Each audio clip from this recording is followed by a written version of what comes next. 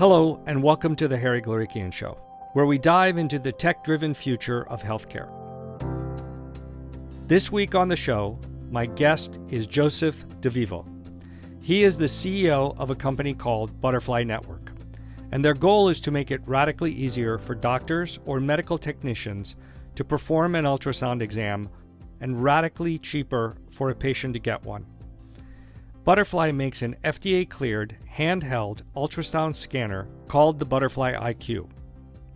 The first big thing that's different about the iQ is that it uses silicon-based microelectromechanical sensors instead of a traditional piezoelectric crystal element to generate and receive the ultrasound waves. That means the device is fully digital rather than analog. In that sense, the iQ is to a traditional ultrasound machine as a digital camera is to an old-fashioned film camera. And the second big thing that's different is that the iQ transmits the ultrasound data to a standard iPhone or iPad instead of a big, expensive ultrasound cart. The doctor or technician can see the live ultrasound image right on a handheld device and use the image to train the sensor correctly to get the best possible picture to make a diagnosis. All of that is bringing down the cost of equipping a clinic with ultrasound technology dramatically. And over time, it should also bring down the cost of administering an ultrasound exam. It also opens up the possibility of adding AI assistance to the software so that doctors or technicians can get usable images with less training. The net result is that Butterfly is making it economically feasible to use ultrasound for diagnostic imaging in a lot more places. That includes clinics in developing countries where ultrasound was out of reach before due to the high cost of the technology and a shortage of trained ultrasonographers. Last year, the Bill and Melinda Gates Foundation provided a $5 million grant that allowed Butterfly to send 500 iQ devices to clinics in Kenya to provide point-of-care ultrasound exams to 224 facilities. It's another example of how electronics, computing, AI, and data are transforming access to healthcare, which is, after all, the whole theme of this show. So I really wanted to invite Joe to come on and talk about it. Without further ado, here's our conversation.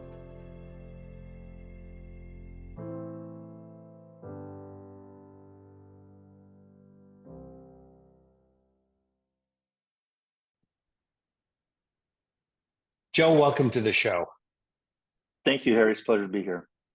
Yeah, I'm so glad to have you on the show. I mean, as we were just talking about it, I was like, I talk about all these handheld ultrasounds when I'm, giving my talk and how AI is going to sort of, bring the level up. And I thought, but it'd be great to have, great to have you guys on the show and actually talk about the technology live so that everybody,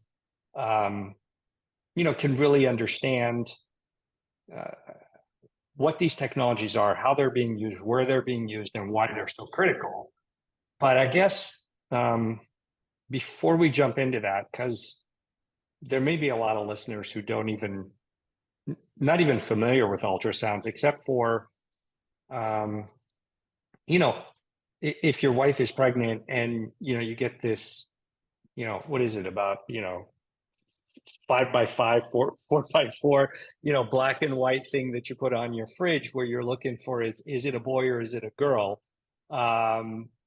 With your pregnant spouse. But I know that these technologies can be used way beyond what I just described that most people may be familiar with. So can you tell us a little bit about, why someone would use an ultrascan? What parts of the body they might scan, and what sort of problems people are looking for when they're utilizing this technology? Absolutely. So, and again, Harry, thank you so much for having me. Ultrasound is used in the hospital for many different clinical use cases. It's used in cardiology to check the ejection fraction of the heart. It's used, as you had said, in labor and delivery to identify the health, the sex of a child. It's used in the abdomen you can in the chest to see the lungs, or to identify bowel obstructions, appendicitis, or in peripheral vascular for DVT. And there's all different types of carts and all different types of machines that sit in a hospital. And if you have an appointment, you can go in the hospital and you can be diagnosed by any one of these specialists. And so, ultrasound is a safe technology. It doesn't have any radiation or any artifact that lives beyond in the body, and so you're not really limited to the number of ultrasounds. But of course, you want to limit anything that's not necessary. So I think that's that. Yeah, that's about it. So, but I mean, all these people are trained. I mean, when I go in, an appointment is made, I go in, they take this cold gel and they rub it on you, right? And they're sort of moving the probe around. Why is it so tricky? I mean, I'm thinking of the fact that they really need to understand how to get a precise image, right? And of course, depending on what they're trying to image, they might have to understand the organ or what they're trying to do, and then be able to see if they're pulling the right image from this. Yeah, exactly. I mean, so, ultrasonographers are incredibly well-trained technicians who understand how to operate the device, who understand anatomy, understand how to identify the anatomy, where to place the probe in order to get an image from the anatomy. And then pretty incredibly, after they see the image, they're also skilled enough to make, to a certain extent, a diagnosis. Now, obviously, if they acquire that image, they also give it to a subspecialist who's caring for that patient, and then makes the ultimate clinical diagnosis. But it's really challenging. And so over the last 10 years, interestingly, ultrasound makers in the market have created what's called a handheld ultrasound. And those handheld ultrasounds now are no longer tethered to those radiology departments where those ultrasound machines are. And it allows for clinicians to have them to be mobile and to be able to use them much earlier in their clinical diagnosis, at a time, when something may present itself. And so instead of scheduling a scan, if something is more emergent, someone with a handheld can actually start doing the image themselves. And so the first, the thesis of handheld ultrasound is what's called point of care. And the market is actually called, point of care ultrasound, or the abbreviation would be POCUS. And for POCUS, or point of care, you're empowering doctors to have these handheld ultrasounds to be able to take an image right when they're engaging the patient, not, hey, your abdomen feels a little hard, let me go send you in for, an MR or whatnot, and you wait whatever time and you go into a very high cost setting. Handheld ultrasound is designed specifically to give clinicians the ability to make a diagnosis, right at the point of care. Yeah, you're making me think of things like workflow and, are they receptive to this and stuff like that? But I'll try to get to that a little bit later. I mean, right now I want to sort of get people to understand, like, what is the Butterfly IQ? What does it look like, and how does it work in the simplest terms?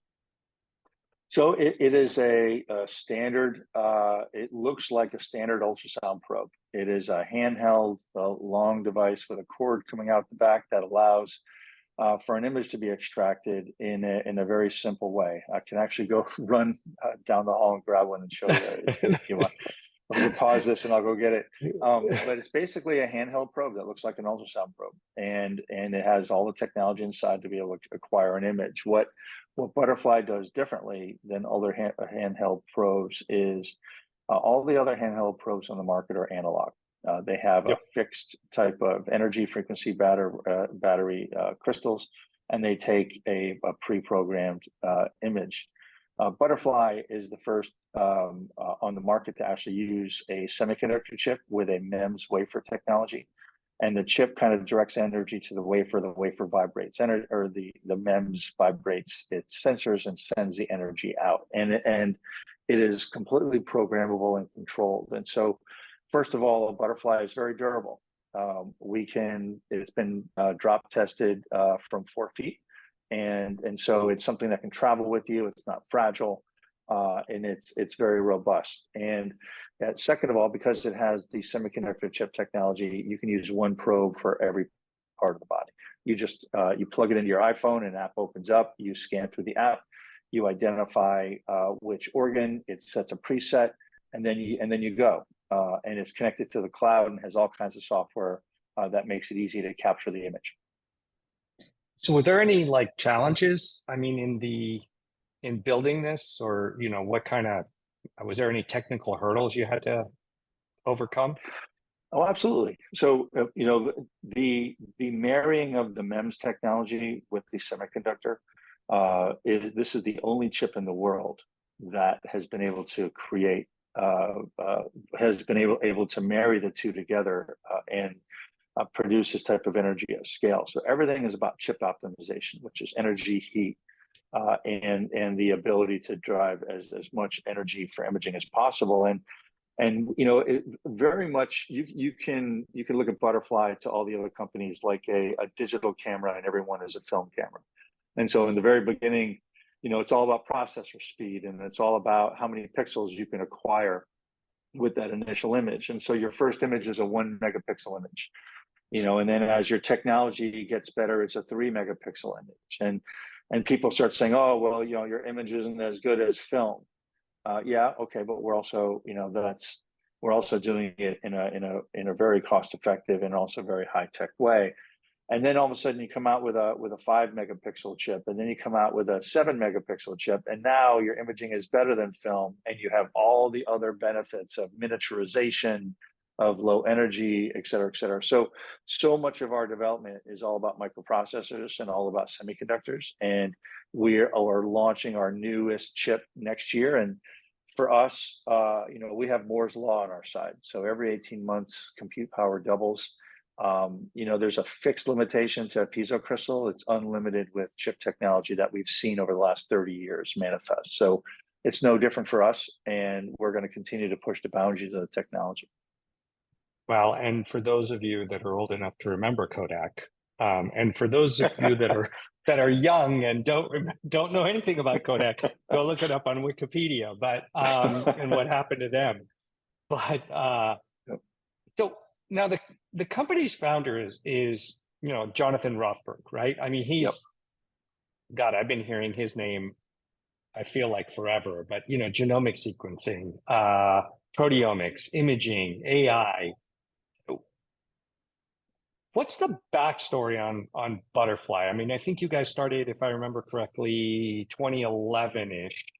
How did Jonathan come up with this idea? Although I have a feeling like there's more ideas in his head than can be realized most of the time. Well, I've been here 4 months, and so I'm not the historian that I should be. But he tells a story about a time in a lecture where he had this idea at MIT, and then was able to bring it to life by studying the interaction between the semiconductor and a MEMS chip, and the ability to create the vibrations and the ability to modulate the energy. And so he's created many companies based upon similar types of technology. And I think has done an amazing job in taking technology into a way where it can democratize healthcare. Jonathan's a beautiful man. He is a very caring man, and he cares more about helping people through his technology than anything. And he, even after all of his success, when I'm with him, he has his lab that he is constantly in, seeing where technology can push the boundaries. But I think time will tell that his impact to healthcare and humanity will be massive. It's always good to get up every morning and have purpose. So Yes. Now, okay, so you said it's connected to, let's say, an iPhone, or I'm assuming an iPad, right? Correct. And it's displaying in real time. Like, I can think of all of this, but what are the advantages of using the iPhone this way, like as a display? I mean, is any of the processing or say interpretation happening on the phone? And how does all that contrast with sort of traditional ultrasound systems? Well, we are seeing so the ability to project an image into a device like a phone or a tablet is something many other some other handhelds do that we do as well. What we do that's unique is first of all, you would go to the App Store and you would download the Butterfly app. You'd have the app now on your phone, or for that matter, Android users can go to Google Play and do the same thing. And then you open your app, and now your app is ready for you to plug your Butterfly into. When you plug your Butterfly into it, recognizes it. You put in your credentials so it knows who you are. But then it's using the energy creation inside of the handheld. It's using the compute power of the phone to present the clearest image. And then it's also connecting into a cloud where there is algorithms in the cloud that are directing and communicating to the phone. And then the entire ecosystem is creating a level of intelligence that just makes it so easy for the user. So again, it's like driving a Tesla. You have your hardware, but then you have your software that's controlling everything, and then you have your connectivity into the cloud to make sure that everything is up to date, everything is new, that learning is going on, and the algorithms are just simply making it as easy as possible for that end user to just focus on the image acquisition. It's very Apple-esque, where it's just incredibly simple. You open the app, you plug it in, you choose the organ, you go, and you'll get wonderful images. And if you want to have different presets, it has all the capabilities for you to tune it to your liking. But it has all the automated presets, so you just go and you don't have to be, too confused by it. Yeah, I got to imagine though, like with all the AI that Apple has on its chip in the phone, I'm assuming at some point you guys are going to want to take advantage of that edge computing capability. Sure. Yeah. No, we use every resource that is made available to us, whether it's in the cloud or whether it's in the compute power of the phone. So that it's not just the tablet being used to present the image, but the app has certain level of capabilities that the phone is allowing it to have because of the compute power of the device. And we rely on that. And even as we're developing new AI, we can push after regulatory approval, new AI algorithms actually into the phone and into the app and update the app. And so then you are continuing to have those new capabilities instead of having to have an analog device where you have to now go upload software or this is a dynamic. It's again very Apple-esque where you can push new updates, you can push new algorithms, you can create greater capabilities all networked into a single very powerful cloud. So I always think of technology as a deflationary force, right? Because we build more powerful systems, they become less expensive, it makes them more accessible, they do more things. How does the pricing of your system, say, compare with a traditional ultrasound? I mean, I'm assuming this really, changes the world of the developing world and technology being available. Can you talk a little bit about that? That you're exactly correct. So handheld ultrasounds are around, $10,000 in ultrasound. Some get as low as maybe 5,500, but then that's one probe for one use. And then when you have to get the 3 probes for the whole body plus everything in it, it's $10,000 to $15,000. Butterfly sells for $26.99, and so we have dramatically taken the cost down, and then we have just about a $500 annual subscription that allows for the cloud, power of the cloud, and the software, to be connected to it. So we have dramatically reduced the overall cost, and that has what has led to, tens of thousands of clinicians even just buying it out of their own pocket, because if through COVID, we know we had a respiratory disease, and our device is the best device for pulmonary imaging, and because we can modulate images dynamically that you need for the lung, and then also our AI to be able to assess those A lines and B lines, or specifically B lines. So yes, and as you mentioned earlier, on one side we're democratizing the access to ultrasound for healthcare providers, and we've caught the attention of the Bill and Melinda Gates Foundation, and they recently gave a grant to bring 1,000 ultrasound probes to Kenya. And so we have a two-phased approach, and we already completed the first phase where 500 midwives were trained over a 2-week period on how to understand fetal positioning, fetal distress, gestational age through a bunch of different algorithms. And we taught all of these midwives how to do ultrasound. And interestingly, we just recently saw a 1-month survey data that 377 of the 500 are using it 82% of the time. 80% of the time or 80% of them responded that they've identified a high risk issue that was resolved.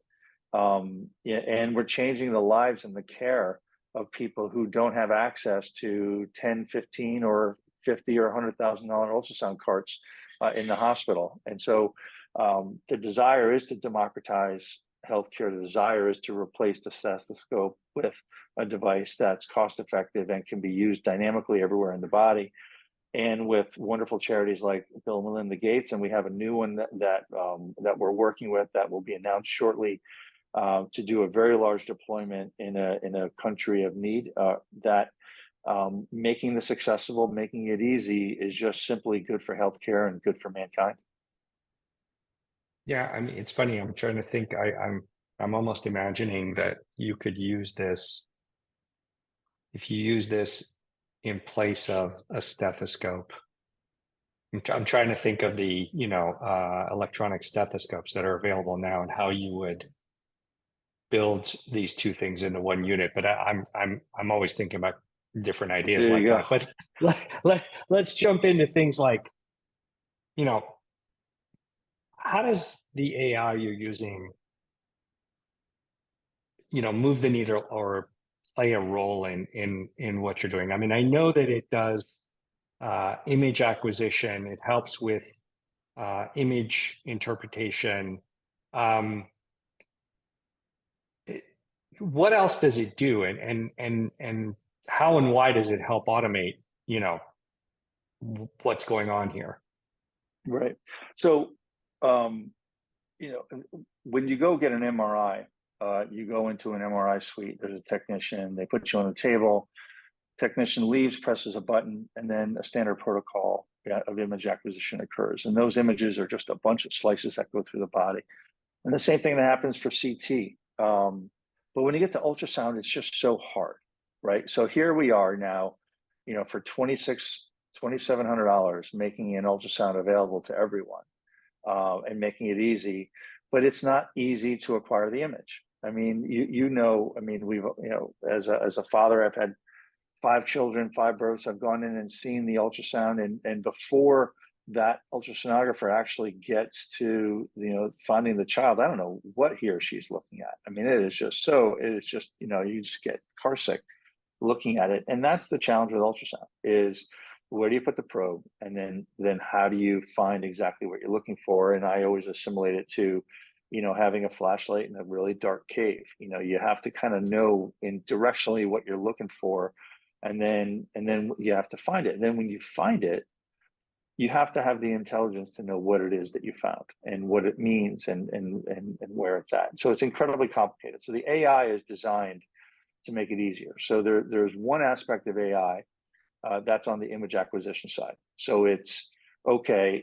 You're putting it someplace, but it's telling you to move the probe, because as it sees the image, it kind of knows where you are in the body. It's trained to look, even that gobbled image that is not recognizable, the AI, because it's trained on so much data in our cloud, is able to identify what that particular anatomy is, and then tell you how to move the probe in order to get a better and better and better image until your spotlight is now dead on it. And so one part of AI is simply making it easier to contort the probe to be able to extract the right image. Another part of AI is to kind of identify structures, is to tell people actually what they're looking at. And we actually have some AI right now we're waiting for our conversation with FDA, but you literally can place the probe anywhere, on the body or anywhere in the chest and abdomen. And based upon what the algorithm sees, it actually tells you this is the kidney, this is the lung, this is the liver, right? So, and then because it can actually label the anatomy, for us, it would be an incredible education tool to allow new users to simply, without fear, put the probe on the body and start exploring. And then it'll start telling you, just like a GPS map or a map, okay, this is, this is that, and it identifies certain pieces of the anatomy. And the key component, the first key component to democratizing ultrasound is making the probe easy and cost effective. The next set is to make the acquisition easy and automated. And then, of course, the third set is to make the interpretation something that's easy and automated. And so the AI tools that we have are all trained on our data and allow us to be able to acquire and help those people acquire those images.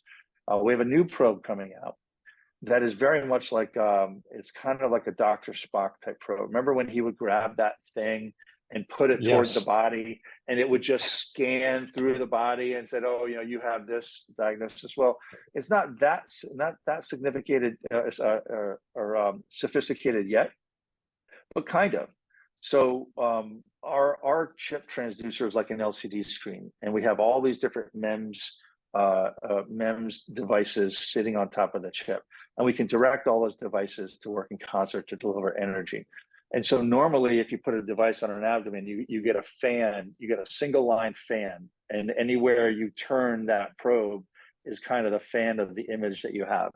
But now we can place the probe on top of the chest or the abdomen, and it can automatically take images at different angles. And so in essence, it's creating that fan-like approach, or creating a series of images. So instead of having to hunt and peck for something, you can just simply place it over the kidney, press the button, take all the images of the kidney, very similar to how an MRI would take it. You're taking all these slices, or how a CT, you're taking all these slices.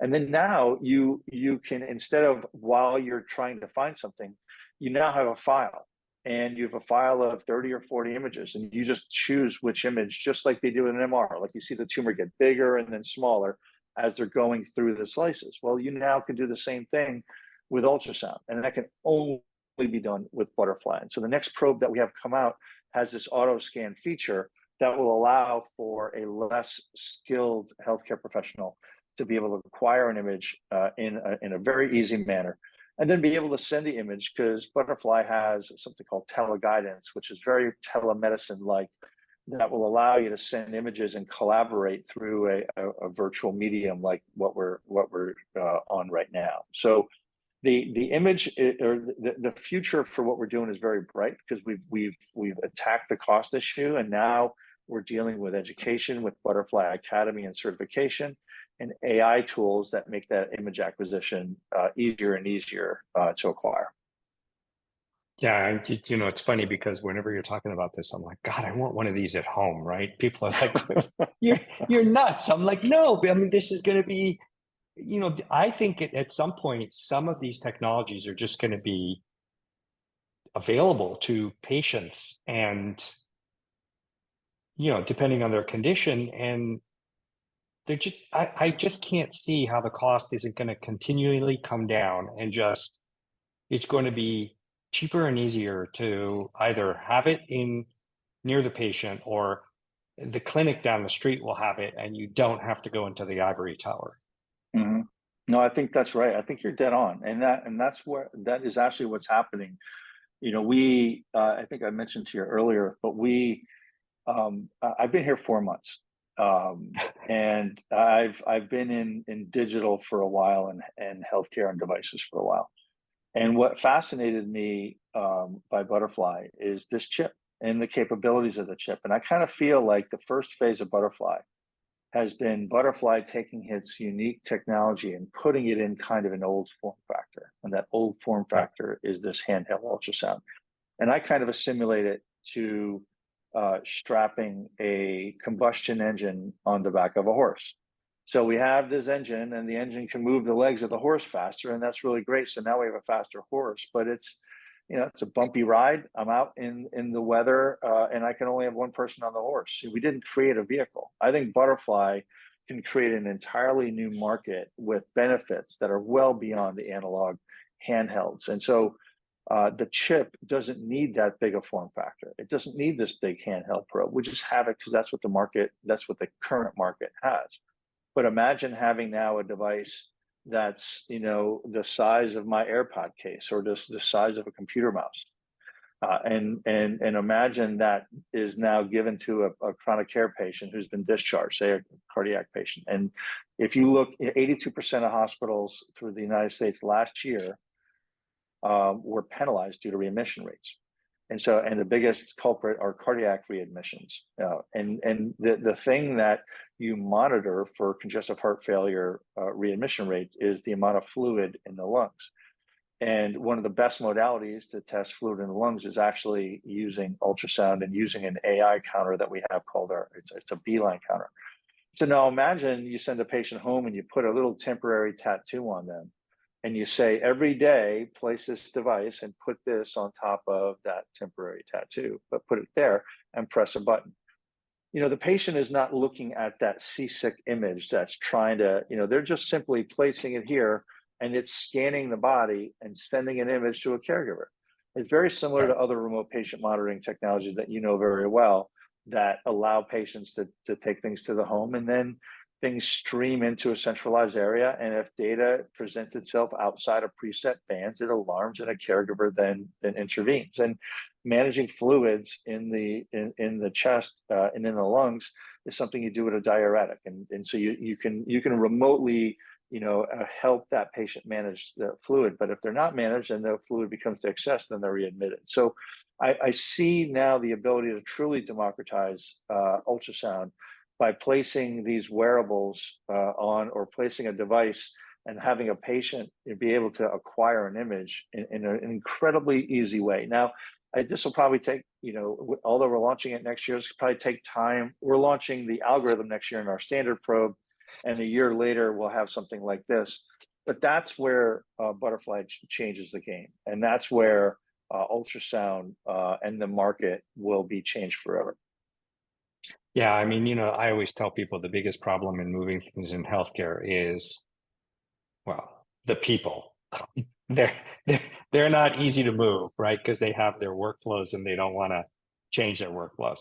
The EMR, right? Trying to get information in and out of there, right? And so that somebody has to deal with insurance, right? So those three things make the system just, oh my God, sclerotic and impossible to sort of move forward, because everybody's got their entrenched little,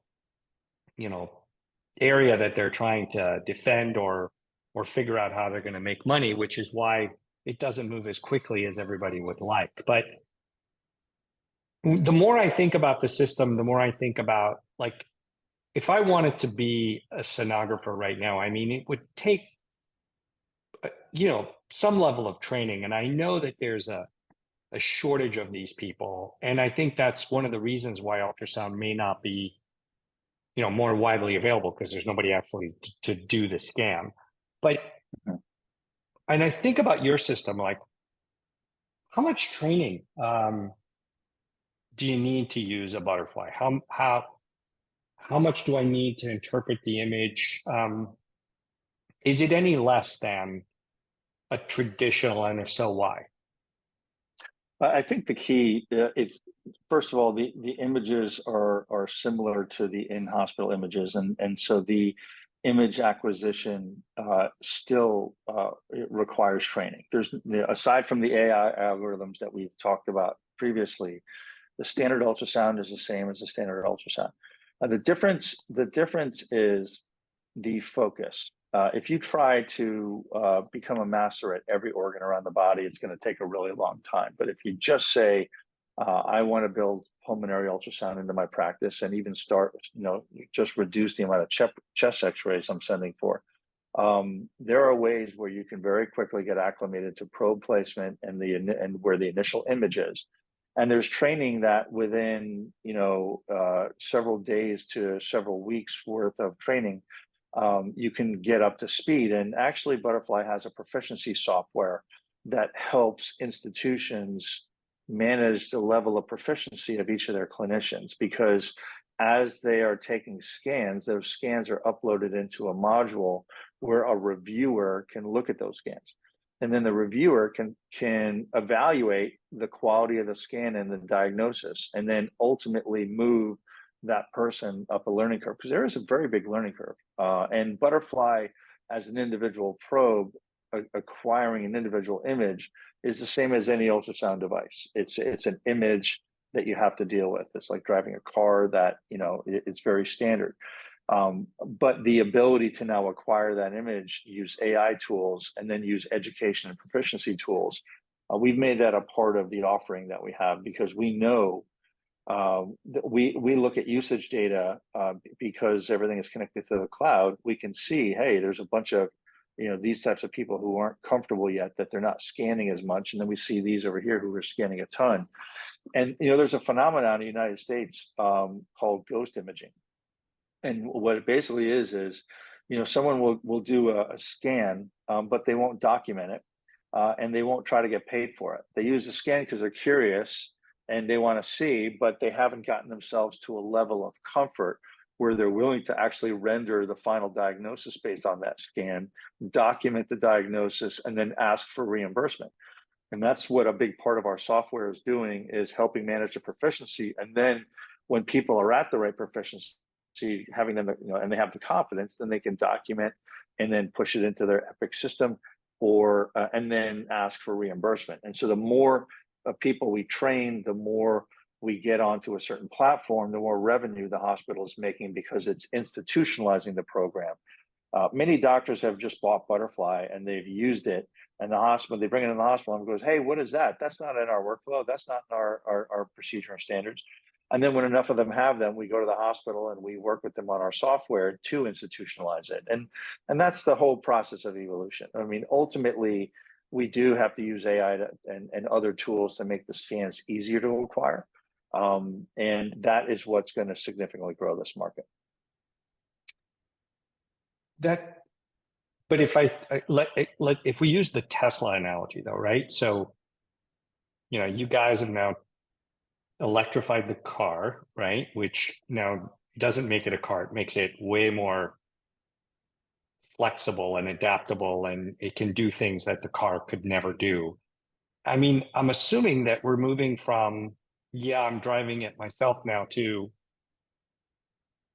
you're making this, at some point, the software is going to get more automated driving capable, where I'm assuming the training can get less over time, or the interpretation of the images gets easier over time because the software adds capabilities to be able to see things and identify things that someone may want to sort of focus on.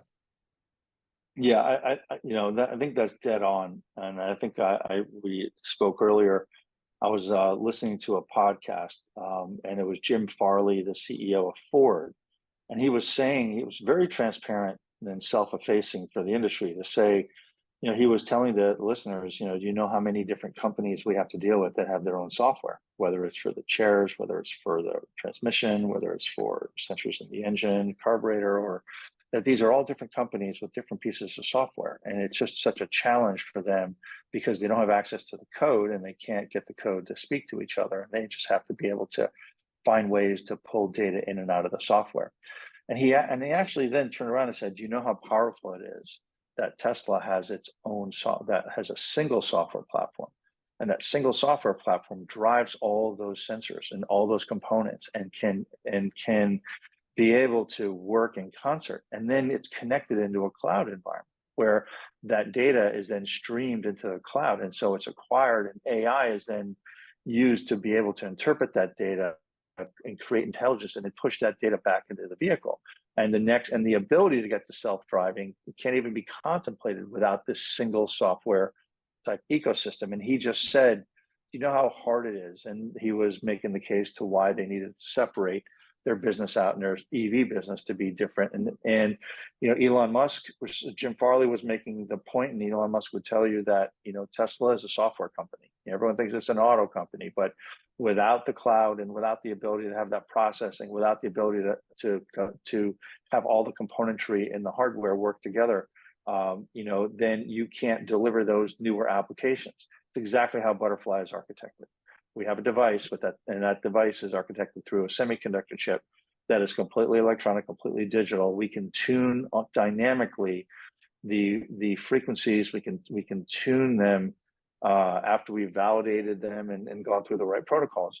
But that device is just like a phone. It's not just a device that can do what it does when you take it out of the package. It gets better and better and better. And we push our software updates and we learn and we create this ecosystem to make the device easier and easier to use, to make it smarter and allow for a bunch of different applications. So it's a perfect analogy when I heard it. And I think it's exactly what we're aspiring to do. Yeah, I mean, and if you think about it, I can imagine Musk saying, "I'm not letting any other crappy software into my Right. system that I can't manage," right? So, but one of the things now that kind of triggered something. We just launched something called the Butterfly Garden, and what the Butterfly Garden is basically an AI marketplace where we publish a public SDK. And so if you're an AI software developer, you have a big task ahead, right? Because you're going to develop your software and come up with all this intelligence. For you to now have to develop a probe and to redevelop everything that we've had is just unnecessary. So we're allowing developers now to take our SDK and then develop a new app that they would put into the App Store. It would be their software. And when it's in the App Store, they would then, the user would open up their app, plug in a butterfly, and then the butterfly image that we extract goes into their application, and their application then runs all of their scripts and whatnot that they wish to provide that additional value. So Butterfly is not just creating algorithms that we create, but we are making our platform available for developers to be able to bring more and more solutions. So for our customers, they'll have all of Butterfly's capabilities. And then they'll have capabilities if they own a Butterfly probe of all these, incredible AI companies too. Interesting. That's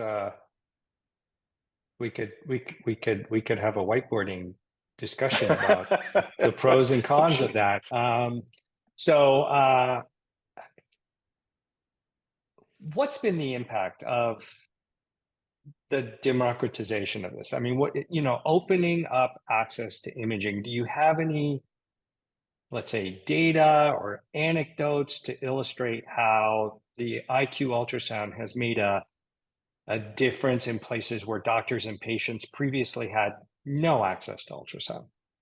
Yeah, it's really the essence of point of care. And every month we share with our employees a story of, a child who received a diagnosis from point of care ultrasound, or someone who's come into the emergency room and had a quick diagnosis, or especially the work that we're doing in Kenya and in other developing countries where, the accessibility of ultrasound is now allowing for, there's, I think, 200,000 women a year die in childbirth. I think 28 out of 1,000 children die in childbirth in Kenya alone, or in Africa alone. And through the Gates Foundation, we're really tackling the ability of, there's one side where you're simply bringing ultrasound to a market that doesn't have it, right? And so in that environment, all the benefits are self-evident. But in developed countries where ultrasound exists in facility, the benefits are all now being derived based upon having the immediacy of diagnosis. Like if someone, a lot of what a general practitioner has to do is, you have abdominal pain. Well, what's the root cause of that? Isn't it appendicitis? Is it a bowel obstruction? Is it a AAA? And so giving more tools, and every day we're hearing examples of those who have ultrasound at their fingertips, finding those morbidities much sooner. What's the biggest barrier to expanding handheld ultrasound sort of even more widely than it has been? Well, so first of all, there are technology barriers, and then there are healthcare structural barriers, and those, the healthcare structural barriers are, there is a current workflow to bring imaging into radiology, right? And there's a reimbursement for the imaging in radiology, and then there's an ownership of imaging within radiology. And so you have to kind of change the thought process of the hospital and of radiology and of the workflow to realize that, first of all, hospitals have a fixed throughput of imaging, right? So there's only so many machines they have and so many ultrasonographers and so many images they can take. And so by adding in point-of-care ultrasound, it increases the bandwidth. And from a radiology perspective, it allows radiology to focus on the higher end, the more complex scans, than just doing the routine everyday scans that are not as necessary. And so you have to work through healthcare. You have to change behaviors, because right now, for a general practitioner, it's just so easy to order a chest X-ray. And they don't have the liability, they don't have to do the work, et cetera. But the difference between a $50 X-ray that's done with a handheld or a $500 X-ray that's sent in, it's, are we interested in healthcare economics? Are we interested in ease and reimbursement? So having to change the pathways and get into economic models, you have to show people a whole new way that it's not 50 to 500. It's, you're going to be at capacity through radiology no matter what. You can increase your capacity by having more scans done at the point of care. And then, of course, that if by catching something earlier, instead of having someone in the emergency room waiting 3 hours for a chest X-ray to be sent, whatever, come back, you can just take the image and have them go home. You have to build all the new models and show them how this new workflow can benefit.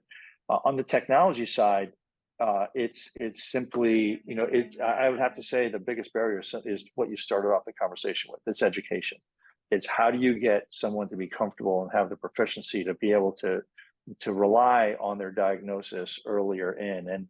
And a fascinating fact is 60% of medical schools in the United States today have ultrasound and point-of-care ultrasound in their curriculum. So every year, kids that are now graduating and going into the residency have learned how to do point-of-care ultrasound. Today, 42% of all residencies in the United States have point-of-care ultrasound in their curriculum. So we know that in 5 years, most medical students that are graduating are all going to have this new ultrasound stethoscope mindset, and they're going to have they've broken through the fear of someone for the first time doing the imaging, and then someone who's very busy and just doesn't want to learn something new. So this is happening. And the next generation of clinicians coming through the education system will have this capability. And I think in a decade or two, the ultrasound will be the stethoscope of the future. I mean, it's interesting, right? You say 42%, and in my mind, I'm like, it should be 100%, right? It's like, how many hours of genomics does anyone, learn about it? I mean, I mean, the last time I checked, it was like maybe a couple of days, right? And it's so fundamental to practicing medicine these days. If I had my way, I'd love to figure out how to whiteboard and build the system from the ground up again, because the way that it's designed is, I feel just it's an impediment to, we've got so many of these new tools like you guys are working on that can really, really move the needle for patients and significantly bring down cost because of the capabilities that it brings to the table. And it kills me when the system is just so sclerotic on Mhm. how it adopts these things. It's not designed for change, Right, which is the right. part that kills me. Well, the So, other part is that, you know, a lot of the companies who have, you know, all of the large companies that are out there have MRI imaging in the hospital. These are, you know, $1.5 million, $2 million magnets or CT machines, $500,000 to $1 million machine. And then all of these different, you know, probes and all these different, you know, $150,000, $200,000 cardiac echo machines.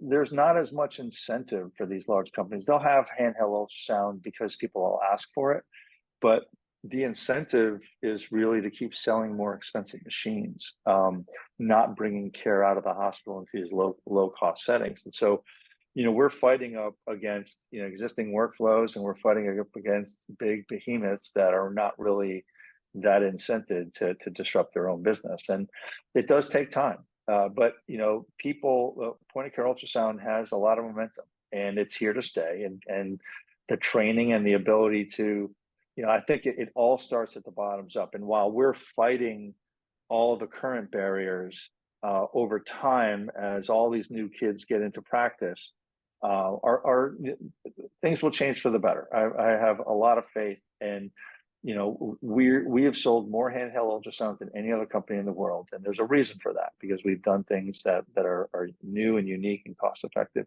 and we're going to continue to disrupt. And I think it's going to meet in the middle. While we're trying to build the market's also getting developed organically. And you know, I wouldn't be too dour. I'm actually pretty excited about the future. And you know, healthcare, there's also a lot of technologies that can hurt people, and you want to right. evolve in a way where data supports the technology, and you want it to evolve. And I think the genie's out of the bottle, and it's not going back in. Yeah, I mean, I have a lot of faith in technology and software, especially with everything that I see coming. That, you know, either the system's going to change, or you know, there's going to be disruptive change because of business models that allow this technology to get to people that need it. Right. So, Joe, I wish you guys incredible success. You know, I'd love to see one of Jonathan's companies again be successful, as you know, many of them have had in the past. But it's been great having you on the show, and I look forward to seeing how, you know, things evolve over time. Well, I look forward to coming back and giving you an update, and I very much appreciate your time, Harry. So thank you. Thank you.